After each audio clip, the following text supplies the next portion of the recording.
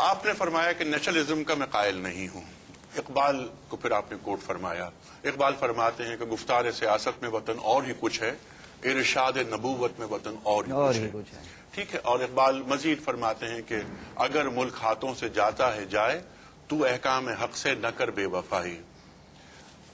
ان تازہ خداؤں میں بڑا سب سے وطن ہے، اب جو پیرہن اس کا ہے وہ مذہب کا کفن ہے، وغیرہ وغیرہ.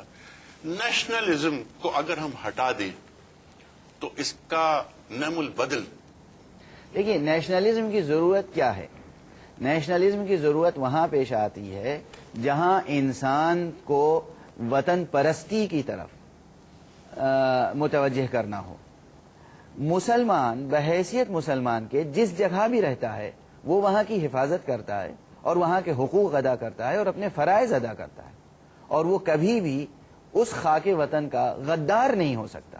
اس لیے مسلمان بحیثیت مسلمان ہونے کے کسی اضافی نیشنلزم کا نیازمند نہیں ہے. ٹھیک ہے.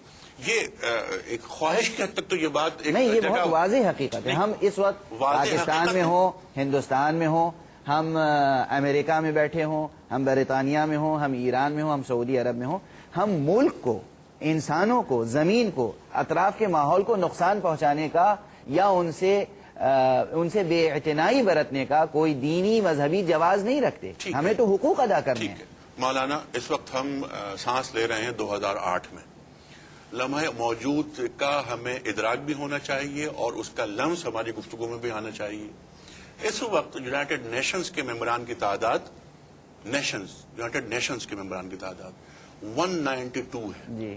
اپنی اپنی حدود میں، یعنی باؤنڈریز، حدود سے مراد باؤنڈریز موجود ہیں. نیشنلزم کا تصور پوری دنیا کا سیاسی عقیدہ بن چکا ہے. میں نے آپ سے عرض کیا تھا کہ اس کا نعم البدل کیا ہے. میں نے بہت پہلے آغاز گفتگو میں عرض کر دیا کہ نیشنلزم انسانوں کی ایک ضرورت ہے اور وہ ضرورت باقی ہی نہیں رہتی اگر ہم حقیقت توحید سے جڑ جائیں. نیشنلزم ایک ضرورت ہے. ہمیں بھوک لگتی ہے تو ہمیں غذا چاہیے، اور اگر ہماری قوت نہ گھٹے تو ہمیں اضافی غذا کی ضرورت نہیں ہے. غور فرما رہے ہیں آپ؟ جی جی. اگر ہماری قوت کم نہ ہو جسم کی تو ہمیں علیحدہ سے کوئی قوت لینے کی، کوئی غذا لینے کی، کوئی نرشمنٹ کی ضرورت نہیں باقی رہتی. اگر ہم تمام انسانوں کو اور خود ملت اسلامیہ، امت اسلامیہ اگر حقیقت توحید سے جڑ جائے تو ہم کسی بھی وطن میں رہیں اس وطن کی سب سے بڑی قوت بن کے رہیں گے، نہ کہ اس وطن کے لیے خطرہ. اور اس لیے ہمیں یا ہمارے رہتے ہوئے کسی نیشنلزم کی ضرورت نہیں ہے علیحدہ سے. ٹھیک. نیشنلزم کی ضرورت وہاں ہے کہ جہاں پر عہد وفا کے لیے کوئی بنیاد ہی موجود نہیں ہے، یا جہاں خوئے وفا موجود نہیں ہے، یا جہاں سازش اور غداری کے اندیشے پائے جائیں. ٹھیک. وہاں نیشنلزم کی ضرورت ہوگی. مانگے کا اجالا درکار ہوگا. ہمیں مانگے کا اجالا درکار نہیں ہے. ہم پوری انسانیت کے لیے اور پوری زمین کے لیے ہم جہاں بھی ہوں ایک قوت بن کے رہیں گے، مثبت قوت، نہ کہ منفی. اچھا، یہ جو آپ نے بات فرمائی کہ ہمیں مانگے کا اجالا درکار نہیں ہے، اس وقت پورا عالم اسلام کیا مانگے کے اجالے پر خاکم بدہن زندہ نہیں ہے؟ اگر مادی اجالے کی بات ہے تو یقیناً، لیکن معنوی اجالے میں تو ہم آج بھی نیازمند نہیں. ٹھیک. محترم خواتین و حضرات، بہت سارے موضوعات ایسے ہیں جو ابھی گفتگو میں آنے باقی ہیں. انشاءاللہ تعالی علامہ صاحب کے ساتھ کل مزید گفتگو ہوگی. تب تک اپنے میزبان انیق احمد کو اجازت دیجیے. خدا حافظ. بسم اللہ الرحمن الرحیم. محترم ناظرین، پروگرام آغاز کے ساتھ ایک بار پھر حاضر. میں ہوں آپ کا میزبان انیق احمد. خواتین و حضرات، کل ہم نے گفتگو شروع کی تھی ایک نابغہ شخصیت سے.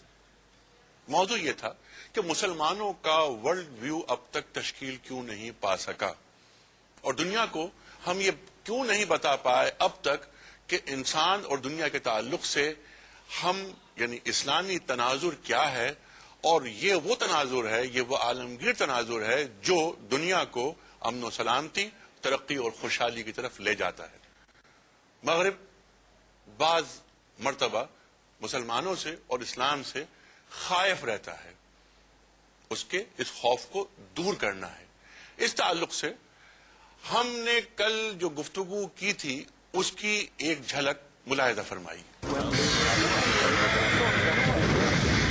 نہ کل شمشیر کارکشا تھی، نہ آج شمشیر کارکشا۔ جب تک ہم جہاں بانی کرتے رہے اس وقت تک ہم دین سے دور نہیں۔ حاکم کی حیثیت سے بھی ہم سے غلطیاں ہوئیں اور محکوم کی حیثیت سے بھی ہم سے غلطیاں ہوئیں۔ اس وقت سیرت کا وہ کون سا پہلو ہے جو پوری امت مسلمہ کو فوری طور پر اڈاپٹ کرنا چاہیے؟ جو کام بزرگان صوفیہ نے کیا ہے اس طریقہ کار کو اختیار کر کے ہمیں دعوت دینی ہوگی۔ نیشنلزم کو اگر ہم ہٹا دیں تو اس کا نعم البدل دیکھیے، نیشنلزم کی ضرورت کیا ہے؟ کیا ہم دعوت و تبلیغ کے ذریعے دنیا پر غلبہ حاصل کر لیں گے؟ مشکل یہ ہے سب سے بڑی ہمارے ہاں کہ ہماری دعوت اور تبلیغ تحقیق سے جدا ہو جاتی۔ انہوں نے یہ فرمایا کہ پچھلے 500 برس میں مسلمانوں نے دنیا کو کچھ نہیں دیا۔ ہمارے علماء نے، ہمارے دانشوروں نے، ہمارے ادباء اور مفکرین نے بہت کچھ عالمی افکار میں کنٹریبیوٹ کیا ہے۔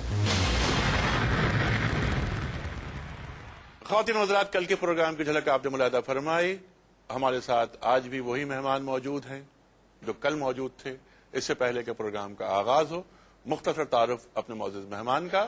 تشریف فرما ہیں محترم آیت اللہ عقیل الغروی صاحب، ممتاز عالم دین ہیں، ممتاز مفکر، ممتاز معلم۔ ابتدائی تعلیم آپ نے حاصل کی نجف اشرف میں، پھر آپ تشریف لے گئے اعلیٰ تعلیم کے لیے قم، صاحب نگاہ ہیں۔ غروی صاحب، آپ کو خوش آمدید کہتے ہوئے پروگرام کا آغاز کرتے ہیں۔ اب ہم آج وہ باتیں نہیں کریں گے جو ہم نے کل کر لی۔